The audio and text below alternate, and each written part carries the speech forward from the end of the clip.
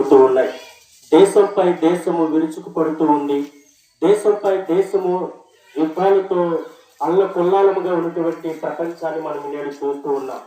కారణం ప్రేమిన వల్ల మనుషుల్లో సమాధానము లేకపోవడం, కారణం మనుషుల్లో అతిక్రమము ప్రారంభించడం, కారణం మనుషుల్లో పాపము విస్తరింపబడడం, ఒకరిపై ఒకడు ఈర్ష్యతో పగలు ప్రతీకారాలతో సొంతము చేసుకున్నటువంటి స్థలాలను కొరకు, సొంతం చేసుకోవాలనే ఆస్తుల కొరకు, సొంతం చేసుకోవాలన్నటువంటి స్థిరాస్తుల కొరకు ప్రాకులాడుతూ మనిషి కలిగినటువంటి సమాధానాన్ని పోగొట్టుకున్నటువంటి నేడు దినాలు మనం చూస్తూ ఉన్నాం.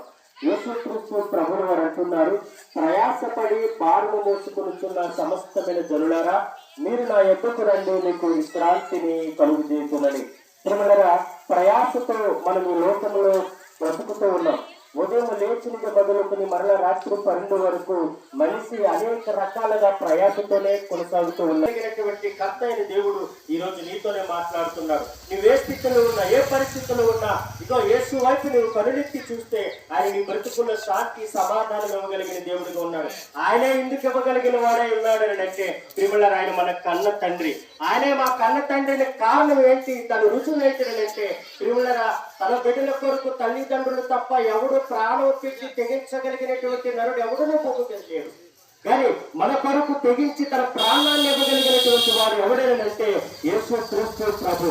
ఆయన మన కన్న తండ్రి కాబట్టి మన కొరకు, మన పాప భీతు కొరకు మరణము చెందించినటువంటి మనము మన మరణము నుండి తప్పించడానికి యేసుక్రీస్తు ప్రభుయే ఆయన కన్న తండ్రి కాబట్టి మన కొరకు తన ప్రాణాన్ని త్యాగం ఇచ్చాడు. ఆయన మన కన్న తండ్రి కాబట్టి మన పాపము కొరకు ఆయన రక్తము చెందించాడు. ఆయన మన కన్న తండ్రి కనుకే ఆకాశములకు భూమికి మధ్యన వేలాడి ఆయన మనందరి కొరకు తన ప్రాణమును దారిపోసిన యేసుక్రీస్తు ప్రభు ఆయన మన తండ్రి.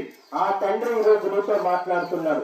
తన కొరకే తన ప్రాణాన్ని దారిపోసిన వాడు నీ కుటుంబాన్ని పోషించగలగడానికి ఆయనకు ఒక లెక్క. నీ కొరకు తన ప్రాణాన్ని దారిపోసిన వాడు నిన్ను సమాధానముగా నడిపించడానికి ఆయనకు లెక్క. నీ కొరకు తన ప్రాణాన్ని త్యాగం ఇచ్చిన దేవుడు నిన్ను పరిపూర్ణతలో నిన్ను నడిపించగలగడానికి ఆయనకు ఒక లెక్క. మిమ్మల్ని ఆయన మన అన్నిటిలో చాలిన దేవుడుగా ఉన్నాడు. నీ బ్రతుకులంతటిలో ప్రేమించగలిగిన దేవుడుగా ఉన్నాడు. మన బ్రతుకుల్లో ప్రేమ కలిగిన దేవుడుగా ఉన్నాడు. మన బ్రతుకుల్లో సమాధానం ఇవ్వగలిగిన దేవుడుగా ఉన్నాడు.